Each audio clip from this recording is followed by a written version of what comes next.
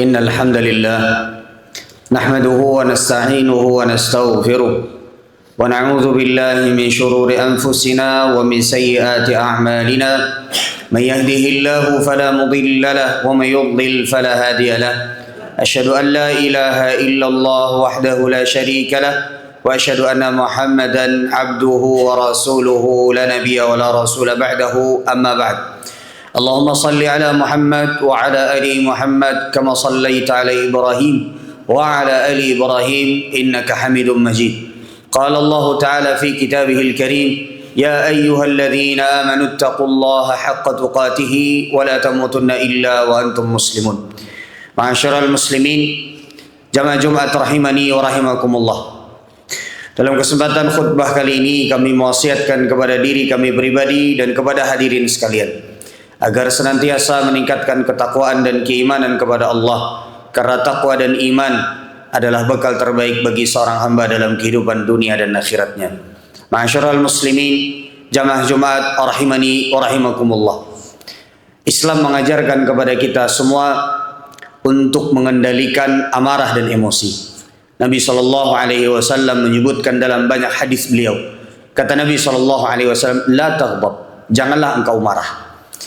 Perintah Nabi SAW juga untuk menjaga diri kita dari amarah dan tidak mudah untuk emosi. Mengapa demikian?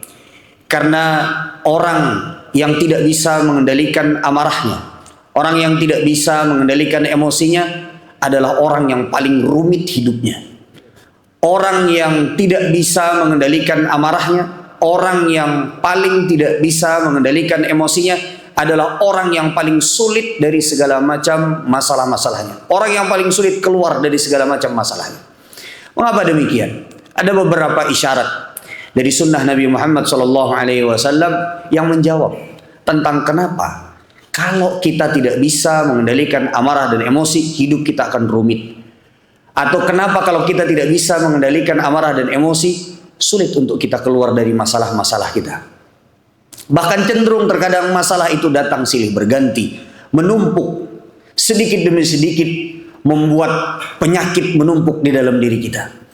Maka ada beberapa isyarat dari sunnah Nabi Muhammad SAW yang mengisyaratkan hal tersebut. Yang pertama, karena orang yang tidak bisa mengendalikan amarah, orang yang tidak bisa mengendalikan emosi, itu dekat dengan syaitan. Makanya dalam sebuah hadis yang sahih diriwayatkan oleh Imam Al-Bukhari dan Imam Muslim, Rasulullah SAW ketika beliau melihat ada sebagian para sahabat Nabi SAW yang saling emosi satu dengan yang lainnya, sampai dalam riwayat tersebut disebutkan keluar urat-urat lehernya. Maka Nabi SAW mengatakan, wallahi demi Allah, inni la'arifu kalimatan law qalaha la dhahaba anhu ma yajid. Demi Allah, kata Rasulullah SAW, aku mengetahui satu kalimat yang kalau seandainya mereka mengucapkan kalimat tersebut, maka sungguh kemarahan mereka akan reda dan pergi dari diri mereka. Kata Nabi SAW, a'udzu billahi minasyaitonir rajim. Aku berlindung kepada Allah dari godaan syaitan yang terkutuk. Ini menunjukkan kepada kita bahwa ketika Rasulullah SAW memerintahkan kepada kita, kalau kita marah lalu kita mengucapkan a'udzubillahi minasyaitonirrajim, kita berlindung kepada Allah dari godaan syaitan, itu artinya amarah dan emosi itu dekat dengan syaitan, sehingga sulit seseorang untuk keluar dari masalah-masalahnya. Akan semakin rumit kehidupan seseorang karena yang dekat dengan dia bukan pertolongan Allah Subhanahu wa taala, tapi justru para syaitan. Yang kedua, di antara alasannya adalah karena orang yang emosi, orang yang mudah marah akan terancam diangkat keberkahan dari hidupnya. Nabi SAW suatu ketika di sebuah malam Rasulullah SAW bergegas keluar dari rumah beliau. Di satu malam dari malam-malam Ramadan, Rasulullah diberitahukan oleh Allah Subhanahu wa taala tentang pada tahun tersebut kapan diturunkan Lailatul Qadar.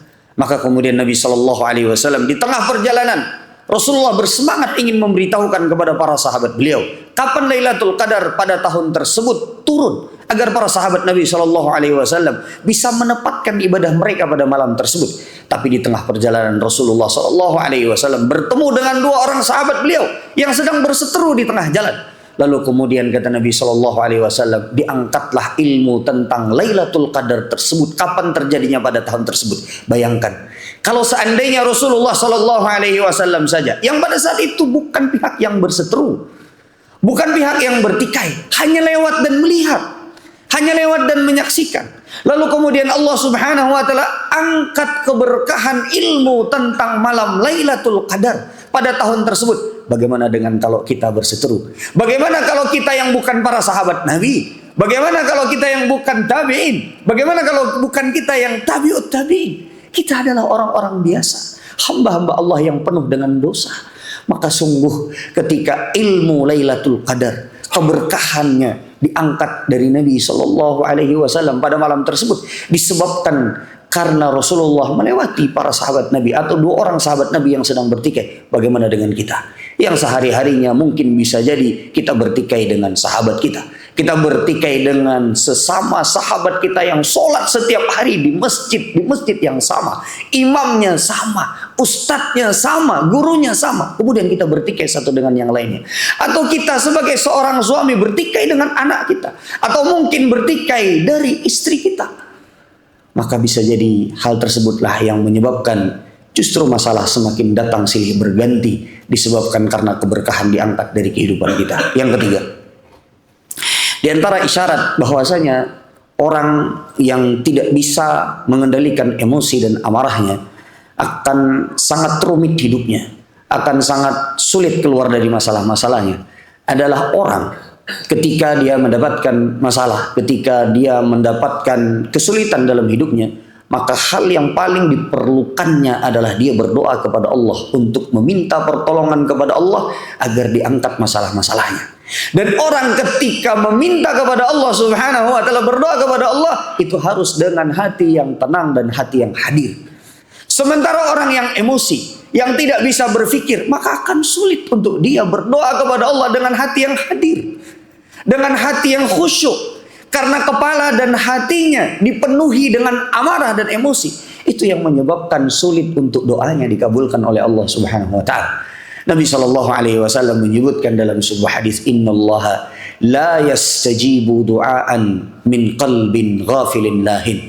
Sesungguhnya Allah Subhanahu wa taala tidak menjawab doa yang dipanjatkan yang hati orang atau hamba yang memanjatkan tersebut sedang dalam keadaan lalai, tidak fokus atau bermain-main. Sementara orang yang dadanya, hatinya, kepalanya dipenuhi dengan emosi, maka akan sulit dia berfokus, berkhusyuk di dalam berdoa dan meminta kepada Allah agar Allah memberikan pertolongan dia di setiap masalah-masalahnya. Aqulu qawli hadza wa astaghfirullah li wa lakum wa li sa'iril muslimina min kulli dhanb innahu huwal ghafurur rahim.